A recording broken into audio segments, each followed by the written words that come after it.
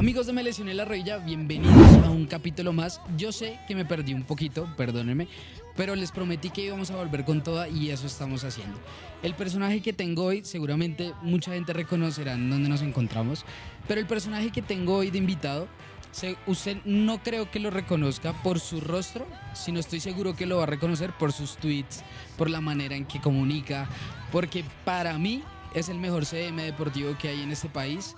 El creador de los Amix, con ustedes, el señor Santiago. Santi. Hola Amix, ¿cómo están? Amix, bienvenido a Me Lesioné la Rodilla, ¿cómo estás? Hola, muchas gracias por la invitación.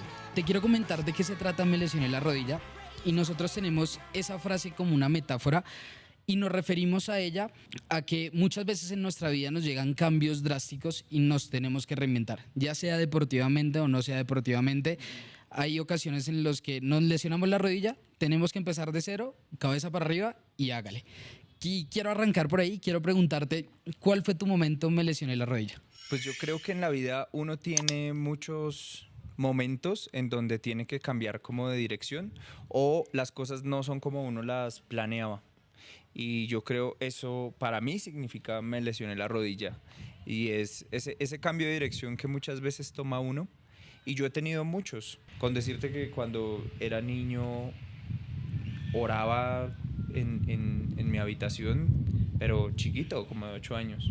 Y pedía con toda la certeza de que iba a ser real, que yo en algún momento pudiera desarrollar la capacidad de volar. De volar. Yo estaba convencido que en algún momento yo con la cabeza iba a poder lograrlo. Y así muchos sueños más a medida que fui creciendo, como el de ser jugador profesional. En otro punto, estudiar acá en Colombia en la Universidad Nacional. Sí. Y la vida me fue dando girones que me llevaron por el camino que debía ser. Santi, ¿te imaginaste en algún momento estar en donde estás ahora, hoy en día? O sea, ¿lo visualizaste como estás contando? Como está pasando, no, yo creo que no tenemos la capacidad de anticipar tantas cosas a detalle, pero sí soñé en algún momento que las cosas que más corresponden a mi identidad pudieran realizarse en un mismo lugar, que son el gusto por el fútbol, el diseño, que es mi profesión, y el humor, que digamos que es algo que a mí me da vida. Y esas cosas pasaron acá en Forta. Santi, te quiero preguntar, ¿cómo fue ese proceso, digamos, de llegar a innovar, ¿cierto? En un mundo como el fútbol que es tan lineal, tan cuadradito, que hay cosas que no se pueden hacer porque hay dirigentes que no tienen la cabeza para hacerlo. ¿Cómo fue llegar y decir, vamos a romper el molde? Lo hablo mucho con mi equipo de trabajo, es un gremio que se repite mucho. Yo siento que hay muchos equipos que cuentan el cuento de la misma manera, no solamente en Colombia, en todo el mundo. Y es un gremio muy duro, como yo lo visualizo, como de concreto.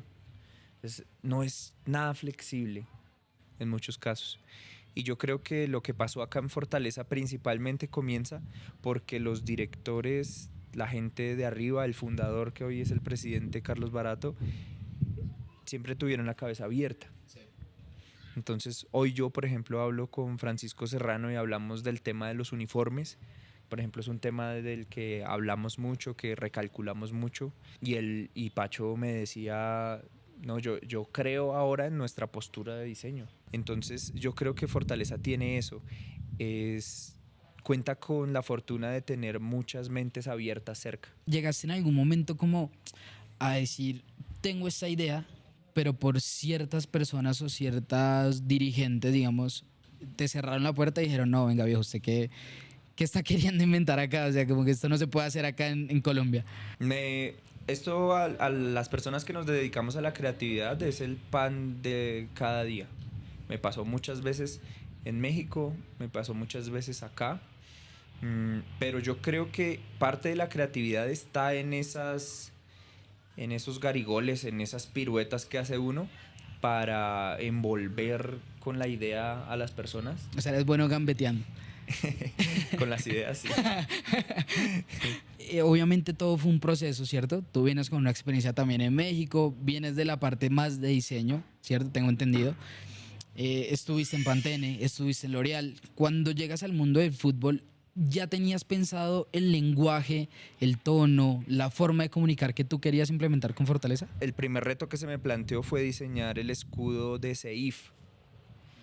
Entonces, en ese ejercicio de buscar un diferenciador, porque eso es lo que debería ser un logo, me dieron completa apertura, y cuando a ti te dan un juguete que es tan atractivo, hablando de fútbol. Tú lo defines como un bebé. Sí, Son unos sí, bebés. en ese tiempo era un bebé. Y sí que era bebé, o sea, en ese tiempo era un feto. Ahorita es un bebecito, un niño. Fue muy divertido la primera parte, por ejemplo, el diseño del escudo de Fortaleza Seif. En ese proceso hubo mucha confianza. ¿Cómo fue? Porque más allá de que tú hayas diseñado, seas el encargado como de comunicar ciertas partes, ¿cómo fue, digamos, empezar a crear la comunidad que hoy en día tiene Fortaleza?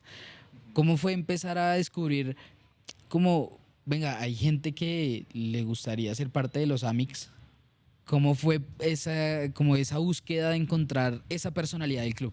Pues mira, ese proceso comienza en Diptongo, la agencia que para su momento manejaba las redes sociales de Fortaleza, y en esa primera etapa fue muy de exploración, de comenzar a acercar recursos que no estaban, digamos, no hacían parte de la cotidianidad del fútbol, como por ejemplo el humor, Claro, como no. el hacer parodias. No había. Ese tipo de recursos no pasaban. Ahí se comienza como a levantar la mano y a decir, este es un club que, como no tiene nada que perder y como hay una identidad por crear, por construir, pues puede acercar este tipo de recursos. Ya metiéndonos en las campañas que mencionabas ahorita, eh, mencionamos alguna como la de es que me lesioné la rodilla, que la tuviste con los chicos de eSports, pero hay una en particular que a nosotros nos gustó mucho también por el significado que puede llegar a tener detrás, y es el de los hinchas miti miti. Cuéntanos un poco sobre esa campaña, porque a mi modo de ver, no sé si lo quisieron llevar para esa forma, es un poco salir de la caja de ese pseudobarrismo que hay acá, que solo puedes ser hincha de un equipo, solo puedes ponerte la camiseta de un equipo. Y es más, vivimos en un país que lastimosamente donde te vea con una camiseta de un equipo que no sea el mío, te va a matar. ¿Y cómo fue poder como inculcar esos, porque esos son recursos para poder también llamar gente y decir, venga, este club es de todos también? Pues es que si uno se pone a pensar en el hincha y digamos que lo cosifica, lo ponemos allá, creamos un personaje que representa Claro. al hincha. ¿Cómo lo definirías? Es muy radical. Si uno lo lleva al extremo, es en extremo muy clavado con sus propias ideas, al punto, si uno hace el ejercicio de radicalizarlo completo, llega al punto de querer el exterminio de su opositor hasta desaparecerlo. Y claro, hay gente que le desea, o sea, le desea en serio el mal al club, al rival de patio y a los hinchas del rival de patio. Le dice, entre ellos peor estén, yo soy mejor. Exacto. Y entonces ya está tan normalizada esa lógica que uno se pone a pensar en ese extremo y uno dice, no, pues para ellos lo mejor que podría pasar es que su equipo rival desapareciera, y sería lo peor que les podría pasar. No tiene sentido. ¿Qué sería Batman sin el Guasón? Exacto. Y sobre todo sin el ejercicio de estar pensando quién es el Guasón, tú o yo, y estar Claro. intercambiando esa bandera y haciendo su luchita histórica para ver a quién se la pasamos. Entonces, si uno cumpliera ese deseo del hincha radical, estaríamos hablando de su propia exterminación. Si para Millonarios desapareciera Santa Fe, pues ¿qué sería Millonarios? ¿Sí? Esa dualidad es muy importante. La constitución de la identidad de alguien es necesario el antagonismo. Tú eres sobre todo eso que no eres.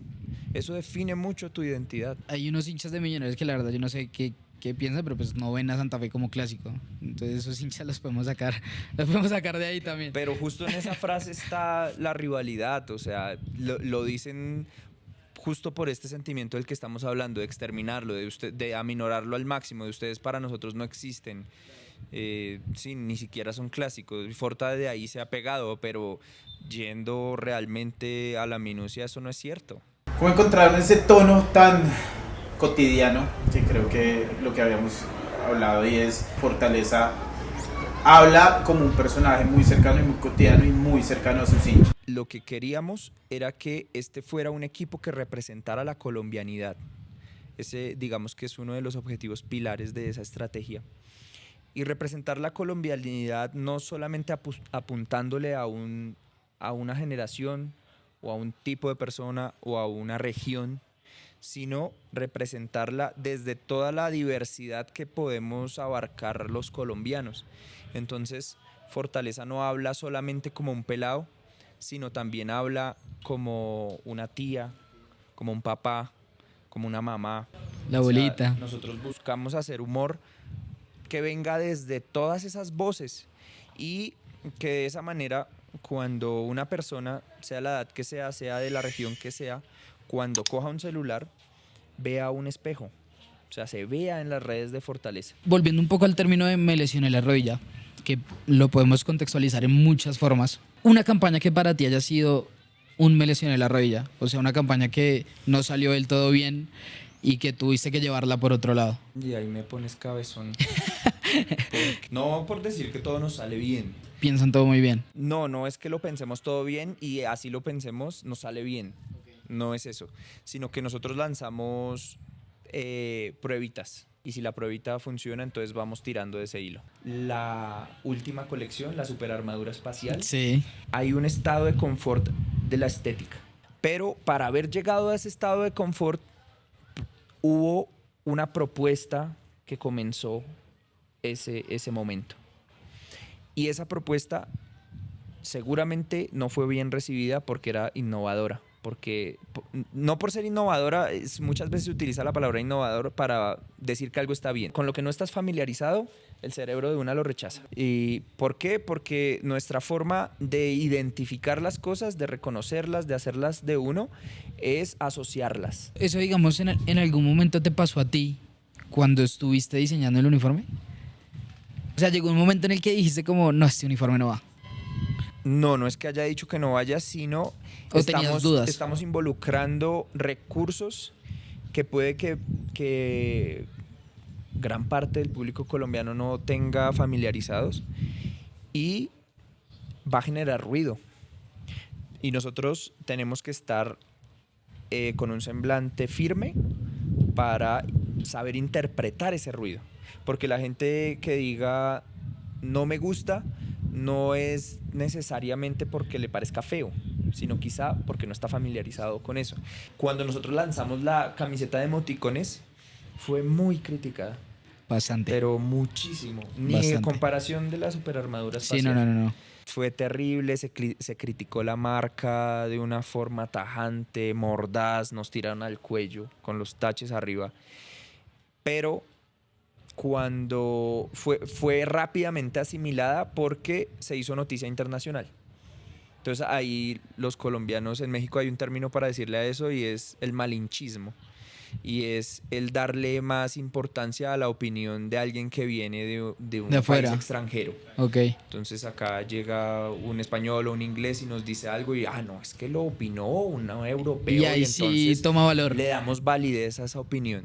Entonces los colombianos somos muy así. Y la superarmadura espacial que la acabamos de lanzar está pasando eso. No está dentro del estado de confort que hay ahorita en Colombia, pero en Fortaleza esa es nuestra apuesta, proponer. ¿Hubo cierta parte, digamos, de miedo o de incertidumbre como al temor a ser cancelado, a ser funado? Más allá de los uniformes, sino también de las campañas. No es miedo, es un sentido de responsabilidad. Porque en cuanto más uno tenga la posibilidad de llegarle a más personas, uno tiene poder de influir en la conducta o en el conocimiento o en las bases con las que las personas van armando su forma de pensar.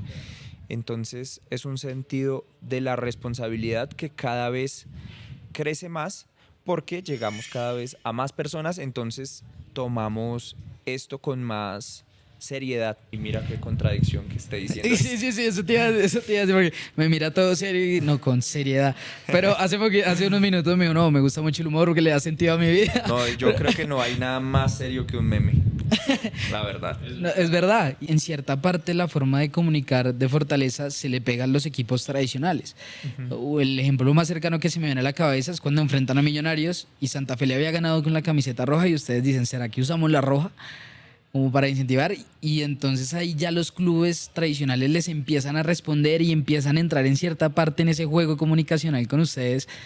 ¿Sientes que puedes estar cambiando la comunicación del fútbol tradicional, digamos, de los equipos tradicionales también? Toda la gente que hace que Fortaleza Safe sea lo que sea, sí, signifique lo que signifique, porque yo lo hablo mucho con el equipo de trabajo. Si este no fuera el proyecto que es, nosotros no podríamos hacer esto como lo hacemos, porque este es un proyecto muy serio, pero muy berraco, principalmente por algo, y es que también es una contradicción profunda, y es que en el fútbol profesional colombiano hay mucha gente y hay mucha gente metida en los equipos que no les gusta el fútbol, y eso es tristísimo. Porque cuando uno no, yo creo, cuando uno no hace lo que ama, uno está llevando pan caduco a la casa. Y acá la gente ama el fútbol como no tiene una idea. A los otros equipos les da ganas. Ven las cosas, se ríen a escondidas seguramente, nos han contado muchos otros. Y dicen, juepucha, y si ahora hacemos un videito, no igual, pero venga con nuestro estilito, Y tratamos de innovar. Y entonces yo comencé a ver esa transición que a mí me alegra el alma, porque es que cuando yo llegué al fútbol a hacer esto que hago, les contaba ahorita, yo siempre visualicé el fútbol como de concreto, tan poco flexible, y pues estamos hablando de un juego. ¿En qué momento esto que es... decía Maradona, el fútbol es lo más importante de lo menos importante? Esto que es un juego, ¿en qué momento se volvió tan rígido? Ya no serio, sino...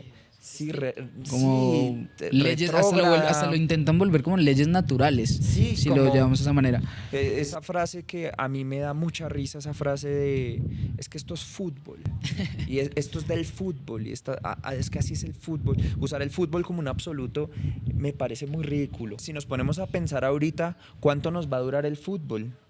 ¿Sí? ¿En qué momento la historia va a cambiar y las culturas van a cambiar de tal forma que quizá en algún momento lleguemos y ya no se practique?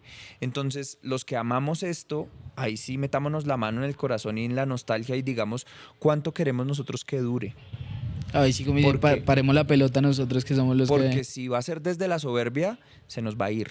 Creo que a muchos creadores de contenido lo que nos pasa es que nosotros tenemos muchas ideas y queremos abarcar en estos nuevos lenguajes, nuevas ideas, nuevas propuestas, pero cuando uno llega y toca la puerta, dice no hay espacio para esta nueva comunicación, no hay espacio para estas nuevas ideas. ¿Cómo uno le cambia esa mentalidad al dirigente? Porque muchas veces es ese dirigente que no le gusta el fútbol, que está ahí porque, vamos a ser realistas, el negocio más grande del mundo, que está ahí por negocio, pero que con esas decisiones nos está acabando a nosotros que queremos hacer de este deporte mucho mejor. Sí, pero yo creo, si seguimos pensando solamente desde el punto de vista del negocio, le quitamos la alegría. Entonces ya vamos a un fútbol sumamente físico, sumamente de resultados, y entonces el ganar por ganar es súper feo. El bilardismo puro. Estéticamente, digamos que no tiene esa adrenalina de la cadencia de un man que se tira un garigol en el área sin tener sentido del resultado, sino es un atrevido. Se vuelve mediocre en cierta parte. Pues sí. ¿Cuánto necesito para ganarte a ti? Exacto. Un gol. Sí. ¿Que cómo lo voy a hacer? Y no sé, pero lo hago y te gano. Santi, ya metiéndonos más para el área de publicidad y de creatividad, quería preguntarte si hay algún referente para empezar a hacer esas publicidades, o en México tuviste algún equipo que hubiese empezado a implementar estos recursos que tú nos dices. ¿Hubo alguna inspiración, agarrado un referente? Sí, yo siempre lo menciono porque todo mi respeto para la gente de Sacachispas que comenzó a revolucionar la comunicación deportiva en tema de redes sociales.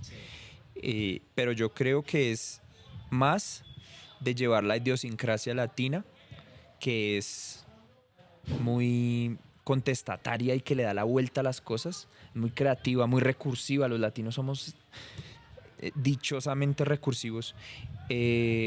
A mí me parece que cuando se usa eso que es tan nuestro, esa identidad tan latina, es inevitable que uno haga comunicación.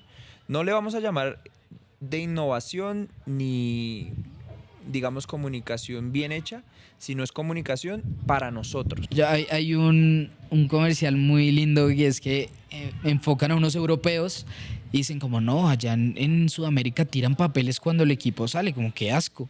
Y acá entonces enfocan al argentino y decían, no, tiramos papelitos, una locura. Y ahí está el tema y creo que también viene mucho a lo que es Forta y es encontrar ese tono de la cultura de nosotros. Nos ve mucha gente también que se maneja en el área creativa y siempre tiene como esa barrera del capital. O sea, ¿es importante tener capital para ser creativo para ti? No, a mí al contrario. Cuando tenemos más limitantes es cuando la cabeza nos vuela, porque la cabeza solita comienza a trabajar, venga, ¿cómo lo hago? ¿Cómo lo resuelvo? ¿Cómo logro este objetivo? Todo el mundo soñaría tener el presupuesto del mundo, pero yo creo que cuando uno llega a ese punto de tenerlo todo, el trabajo creativo es mucho más difícil. O sea, tienes tantas cosas que ya no sabes qué hacer. Uno no tiene como la premisa, como ese startazo que le da a uno energía de... Y nos pasó con el video de Pedro Franco. Uno ve el video que lanza el PSG para anunciar a Messi con un dron, el hijo de madre, Sí. y un manejo de dron. Creo que es helicóptero. que Hasta lo grabaron en helicóptero. Que parecía realidad aumentada esa vaina. Y nosotros teníamos que presentar a Pedro Franco y pura falta de recursos fue lo que generó esa idea. Decir, juepucha, ¿será que nos conseguimos prestados un dron y para manejarlo y nos va a quedar feo? Claro. Pues si ya nos va a quedar feo, pues venga, lo hacemos nosotros con un celular y corra y dele por todo el club y vaya y muestre a un niño comiendo empanada y otros niños jugando mesú y piedra, papel o tijera, las cosas nuestras, hasta que lleguemos a Pedro. Y ahí sí ya usamos un droncito para subirlo, pero era un droncito el que utiliza acá el cuerpo técnico, nada del otro mundo. La creatividad, yo creo que es unir dos puntos muy distantes que no tienen nada de relación. Y entre más distantes estén esos puntos, más creativo se es. Y ¿qué genera mayor distancia que el no tener recursos? O sea, uno ve la idea por allá lejísimos, pero la cabeza es impresionante. ¿Cómo fue la reacción de Pedro Franco cuando tú le comentas la idea? No, yo me fui a la fija. Era de los primeros. Ya con Pedro habíamos tenido relación de que las fotos institucionales, cosas de acá que toma todo equipo. Y cuando era el momento de anunciarlo, yo le dije, Pedro, vamos a hacer un video que primero te va a decir lo que tú tienes que hacer, que es muy sencillo, y después te cuento la idea para que no te me vas a llevar la idea de la cabeza. Y sencillo, Pedro, te paras en la mitad de la cancha, pones el pie así, te paras el balón, aquí jarritas, y te vamos a dar vuelta con un dron. Y ahora sí, sencillo, ¿sí o no? Ahora te voy a contar la idea.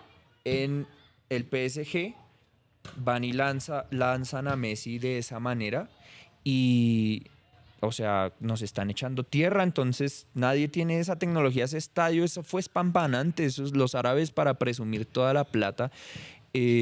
No nos vamos a dejar echar tierra, nosotros también tenemos lo de nosotros, pero lo vamos a hacer desde el orgullo, listo, lo de nosotros es poquito, pero es rico.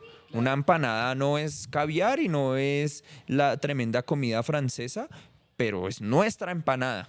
Y entonces vamos a hacerlo a partir de eso, de que somos colombianos, esto es lo nuestro. Y a Pedro le encantó. Uno muchas veces se olvida en esa tecnificación de la profesión, y es que ellos son unos niños. Los jugadores profesionales son muy jóvenes y ellos tienen la vida al revés. Y no tuvieron juventud por querer cumplir el sueño. Ellos sacrificaron su niñez, su adolescencia, la juventud, por una disciplina y un régimen, y ellos necesitan momentos de distensión, y a eso es a lo que le apuntamos nosotros, a que nosotros seamos esos momentos para ellos. Santi, nos comentábamos ahorita que apenas arrancábamos que tú también tenías el sueño de ser deportista, de ser jugador. Ujú. ¿Cómo fue la carrera de Santiago Montejo? ¿Cómo fue la carrera Muy del bueno. Santi no futbolista? ¿Cómo fue la Claro. carrera de Santiago Montejo? Pues yo comencé a entrenar en Santa Fe cuando tenía como 8 años. Sí. Y ¿Zurdo? Santi tiene pinta de zurdo. no, soy diestro, soy re Ay, no, diestro. Y entrenaba en el Tunal, después en el Centro de Alto Rendimiento. Después entré a un colegio salesiano. En el salesiano es importante el fútbol, muy importante. Hacen nacionales y todo. Y yo hacía parte de la selección del salesiano. Y ahí jugué nacionales, Copa Coca-Cola, ese tipo de copitas que... Sí. Y ya después que viajo a México, y en México hago las pruebas para estar en fútbol universitario, que en México es tan duro. Y paso, pero yo duré muy poquito porque ya cuando comencé a convivir con los jugadores, me comencé a dar cuenta que todos llevaban 7 años en la universidad, 8 años en la universidad. No, bastante. Y yo dije, no, yo tengo que ser serio, yo o soy el mejor diseñador del mundo o me sigo frustrando con la cosa del fútbol, que yo ya para eso me había dado cuenta que el fútbol es muy duro. Es muy difícil. O sea, para la gente que tiene talento que uno ve acá todos los días, uno dice, pucha, si este pelado no lo logra, ¿qué lo iba a lograr uno? Claro. Muy jodido. Entonces, no, ahí yo digo, no, voy a ser el mejor diseñador que pueda. Santi, ya para ir terminando, te quería preguntar, y con esto creo que vamos a ir cerrando ya el capítulo, ¿cómo ves las redes sociales a unos años y en dónde se ve Santiago Montejo en unos años en adelante? Las redes sociales las veo con una autorregulación, yo creo, desde el Estado, porque son un problema de salud, es un desafío grandísimo. Yo creo todos nosotros somos adictos al celular. Y yo creo eso lo reconocemos Más ya allá que conscientemente. saquemos la excusa de que es nuestro trabajo. Exacto. Entonces, dependemos de un aparato y no es sano. No es sano por nuestros lazos interpersonales, por la psicología personal, emocional, desde muchos puntos de vista, y ese tema cada vez se va a poner más sobre la mesa. Quizá ahorita no, porque ahorita está en su auge y todo el mundo está sacándole todo el provecho que pueda, pero hay una sobresaturación de contenido que desde el punto de vista de la creatividad es riquísima. Yo la paso muy bien viendo cómo la gente hace reír. La gente es muy chistosa y a mí me parece genial. Si no existiera el celular y las redes sociales, yo no me enteraría cómo hacen humor al otro lado del mundo, en Indonesia. Me parece magnífico. Si yo ya le puedo pedir a una inteligencia artificial que simule el arte humano, ¿qué es arte? ¿Qué es arte? O sea, ¿es arte solamente lo que es hecho por el humano? ¿O en su momento va a cambiar el lienzo? Lo que pasa es que ya el lienzo no va a ser los formatos que hemos establecido nosotros para hacer arte, sino el lienzo vamos a ser nosotros los seres humanos para la inteligencia artificial, o cómo va a funcionar.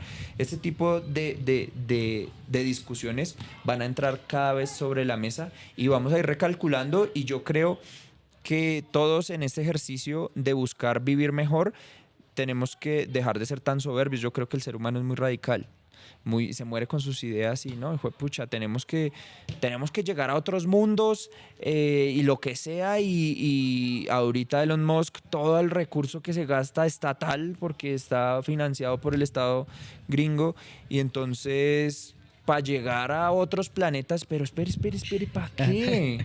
Ni hemos terminado de descubrir Y es que el no 100%. es que uno tenga una posición antiprogreso.